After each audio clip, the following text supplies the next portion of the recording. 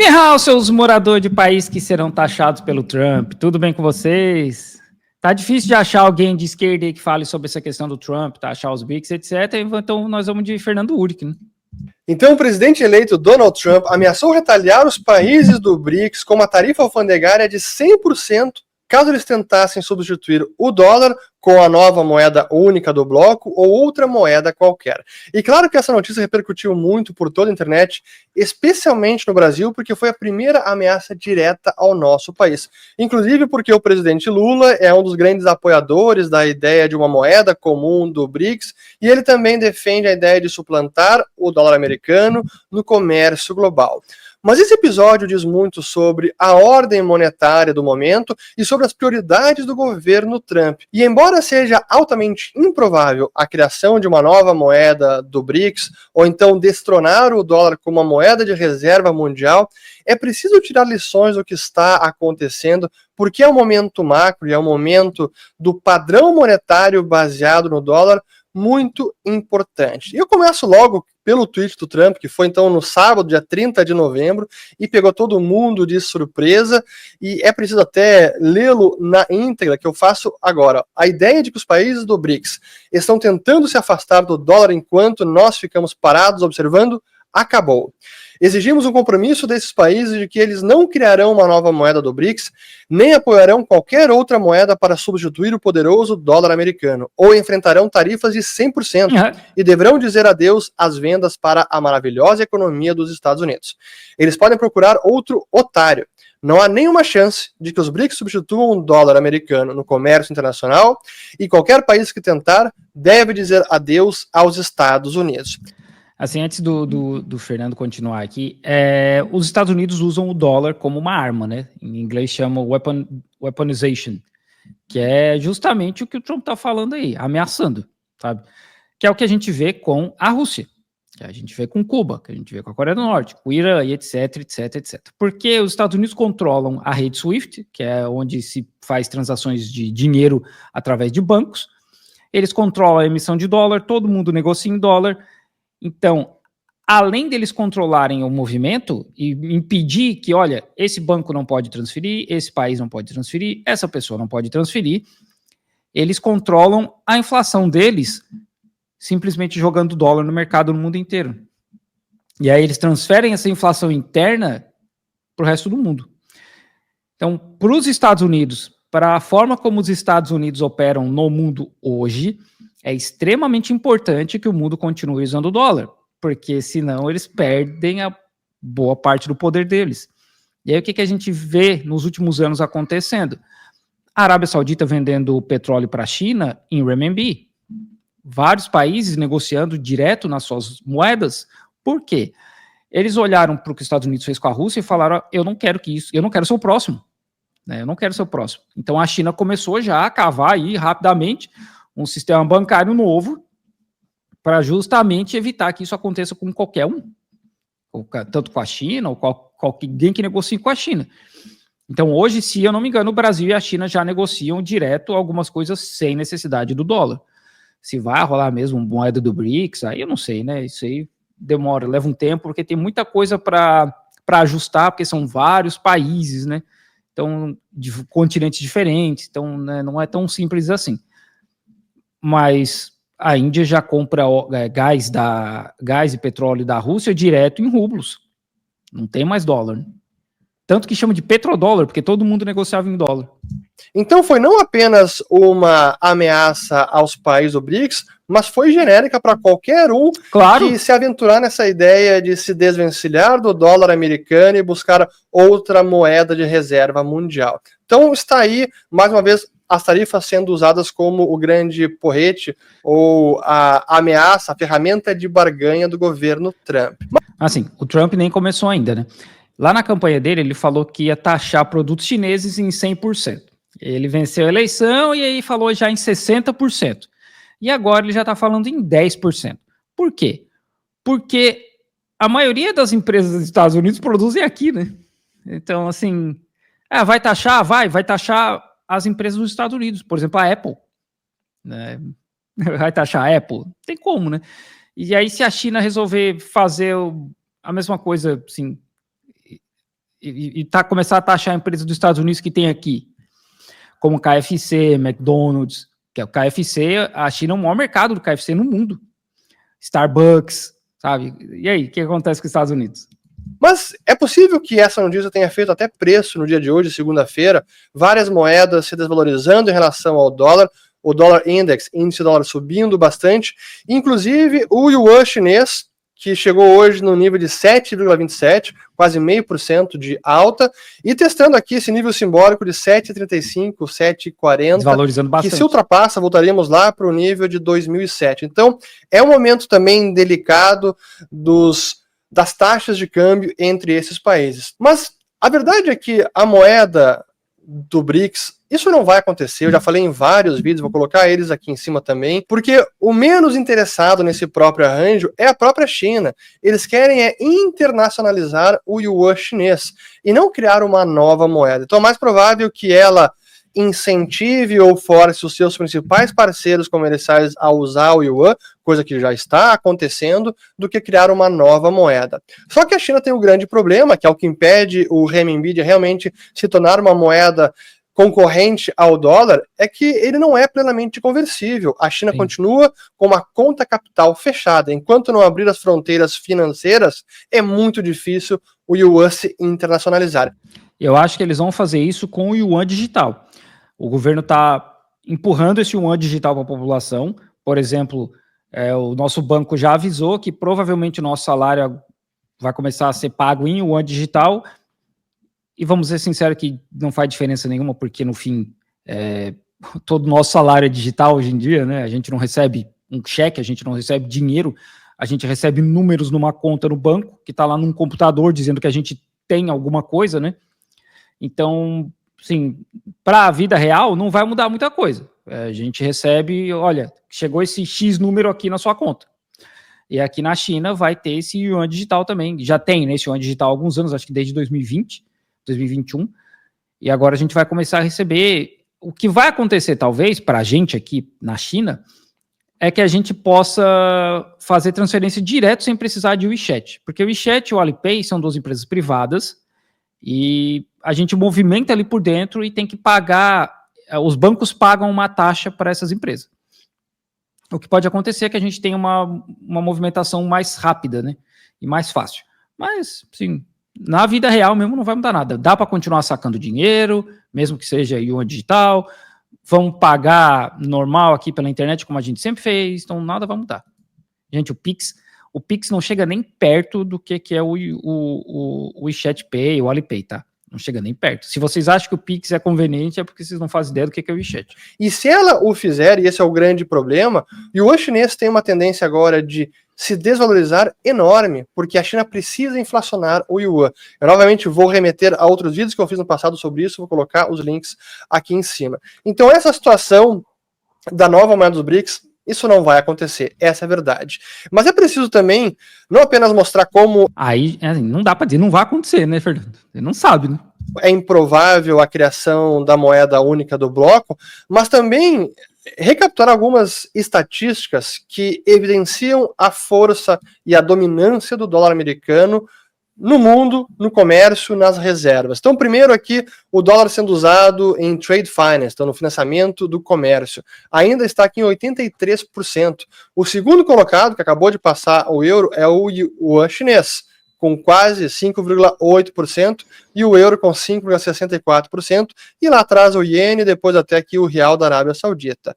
Se nós olharmos pela ótica das reservas internacionais, que são aqueles investimentos que os países mantêm como um colchão de liquidez, ou como reservas estratégicas para o comércio global e para fazer frente às entradas e saídas de capitais das suas fronteiras. Ainda o dólar permanece como o grande líder, né? Quase 60% das reservas. Tem caído, é verdade, mas ainda é o principal. Lá atrás o euro e mais abaixo ainda o iene japonês e depois o yuan chinês. Então, os demais países estão muito atrás.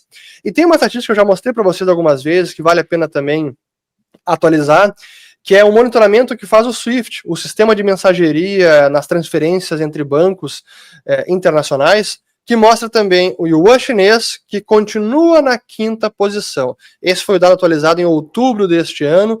o dólar na liderança, 47%, euro 23%, depois libra esterlina, depois iene japonês, e aí vem o yuan chinês. E sendo que nos últimos 5 anos, o yuan não tem conseguido ganhar muito espaço, está praticamente estagnado sempre na 5ª posição, conseguiu subir de forma consistente no final do ano passado até o meio deste ano e ficou na 4ª posição, mas voltou a cair agora para a 5ª posição, então não consegue se firmar como a principal moeda depois do dólar. Ainda está na 5ª posição no percentual de pagamentos globais. É isso que monitora essa estatística da SWIFT. Mas muitos dizem, não, mas a China está desovando os dólares, assim como outros países. Bem isso mesmo. Na margem, sim, está havendo uma diversificação das reservas, especialmente para o ouro, mas ainda assim a China mantém um nível enorme de reservas internacionais, assim como o Brasil. Aqui a China ainda está a mais de 3 trilhões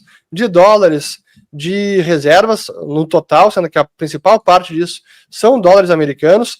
Tem caído, mas ainda assim é a parte mais relevante. O Brasil, com quase 370, aqui o dado de setembro, 372 bilhões de dólares, continua com um nível relevante, sendo no caso brasileiro mais de 80% está denominado em dólares. Então não há no momento uma busca real de não, vamos desovar o dólar porque não queremos mais essa moeda. Não é tão simples na prática. E não é tão simples porque os demais países com os quais a China comercializa, e o Brasil também, ainda exigem pagamento em dólares.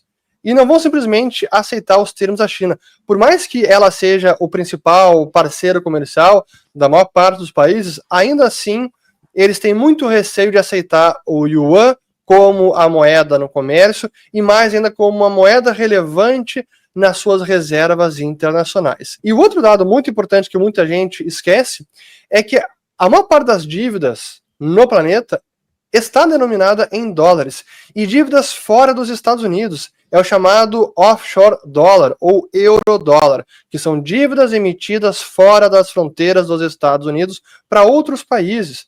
Ainda assim, é o dólar a principal moeda e que tem ampliado a sua vantagem em relação ao segundo colocado, que é o euro. Aqui temos do dólar de 2000 até o momento, que está em mais de 13 trilhões. É o total de dívidas no offshore dólar. Saiu de menos de pouco mais de 2 trilhões lá em 2000 e agora 13 trilhões. Quando a gente analisa a situação do euro, vamos mostrar que o pico que tinha sido no ciclo anterior foi 2,3 trilhões de euros. E agora, 2024, segundo trimestre, atingiu 4,2 trilhões de euros. Parece que cresceu muito junto com o dólar, porém se nós... Nossa, 17 trilhões, cara, 18 trilhões, é muito dinheiro de dívida, gente. O nosso mundo vive numa bolha de dívida que é só psicologia, né? Porque esse dinheiro não existe, simplesmente não existe, e a gente vive nessa coisa de, não, isso aí, vamos continuar criando dívida. E o mundo só vive de crédito, né? Assim, maluco, nada disso faz sentido, cara. Nada, a gente vive numa ilusão gigantesca, mano. Meu Deus do céu. Fizermos o ajuste pela taxa de câmbio, lá em 2008 o euro valia muito mais, era 1,5 em relação ao dólar, agora está quase na paridade 1 para 1, 1,07. Isso significa que de 2008 até agora, as dívidas denominadas em euro fora da União Europeia aumentaram apenas 30%. E em dólar, o offshore dólar, aumentou mais de 120%. E isso também significa que em qualquer cenário de crise, de algum problema maior, de crise de liquidez, crash nos mercados, o dólar será a moeda que todo mundo irá se refugiar e demandar até mesmo para repagar essas dívidas. Não foi sempre assim, né? Então não quer dizer que vai ser sempre assim, né? Quanto mais o mundo se endivida em dólares, maior é a demanda por dólares em momentos de estresse ou crise financeira. E é isso que ajuda a perpetuar o padrão monetário baseado no dólar. Não é o único fator, mas é um dos mais importantes. Mas o que essa ameaça do Trump evidencia é que agora o dólar, a manutenção do dólar como moeda de reserva mundial, é uma das prioridades do governo Trump. Inclusive, isso pode ser visto pelos pronunciamentos, declarações, entrevistas do Scott Bessent, que é o seu secretário de Tesouro indicado, que também defende até mesmo o uso das tarifas alfandegárias para que os Estados Unidos consigam defender os seus interesses. E não tanto como uma ideia de realmente imposição de tarifas, mas assim como ele diz aqui nessa entrevista, em alguns trechos desse artigo do Wall Street Journal, que ele defende a ideia de usar as tarifas como uma arma carregada em cima da mesa. É o livre mercado, né, gente? É o livre mercado do... Eu acho interessante que, assim, os caras falam dessas paradas aí, a galera que defende o livre mercado vem falar, o Trump decidiu que vai taxar. E ninguém fala, isso não é livre mercado, né? Porque como é que é livre mercado se o cara simplesmente decide taxar empresas? Não é para realmente usar a arma e disparar o gatilho, mas é bom saber que a arma está ali. Então essa ideia de usar tarifas para forçar as ideias, os interesses dos americanos, isso deve continuar e ir além apenas da Guerra Fria com a China ou outros países. Como agora a gente viu, o próprio Brasil foi arrastado no rol dos países ameaçados por guerras tarifárias.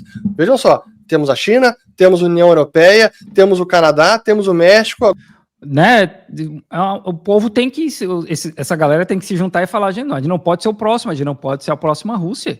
A gente tem que ter uma opção, não pode ficar tudo na mão desse colonizador safado. Os países do BRICS e o Brasil, todos ameaçados de tarifas pelo governo Trump. Mas, sobretudo, isso diz muito sobre a nossa ordem monetária, porque Trump e seus principais aliados querem preservar o padrão dólar, porque sabem muito bem do grande privilégio, as vantagens que isso traz para os Estados Unidos. Claro. O problema é que a hegemonia deles só existe por conta desse uso do dólar como uma arma. Né? No curto prazo, essas ameaças, essas políticas até podem dissuadir alguns países de, opa, quer saber, não vamos mais tentar usar outras moedas e substituir o dólar, vamos continuar com o dólar americano, mas a mais longo prazo é inevitável que os países busquem diversificar suas reservas e busquem formas alternativas. E claro que o grande gatilho para essa nova busca por proteção além do dólar e alternativas além do dólar foi o início da guerra na Ucrânia, depois das sanções financeiras, especialmente depois do congelamento de reservas. Só que essas ameaças do Trump, elas não devem mudar esse estado de coisas no longo prazo. Por isso que, no fim das contas, esse tipo de política e ameaça do Trump é sim um tiro no pé nos Estados Unidos e na ideia, no padrão baseado no dólar americano. E o secretário do Tesouro indicado pelo Trump, ele compartilha dessas mesmas preocupações. Inclusive, no discurso que ele deu no início de outubro, ele falou sobre Make the International Economic System Great Again. Faça o sistema econômico internacional grande novamente. Não é bem isso, né? Grande para eles. Né? E um dos grandes problemas e uma das prioridades é justamente a manutenção do dólar como uma moeda de reserva. Espero ter gostado desse vídeo. É isso aí, né, gente? Os Estados Unidos, o império tá indo pro buraco, eles estão vendo que eles estão indo pro buraco e eles vão lutar até onde der, né? E é isso aí. Eles não têm mais a mesma força que eles têm antes. Então eles vão ter que tentar fazer tudo que dá para poder se manter lá, mas não vai acontecer, né? Todos os impérios caem.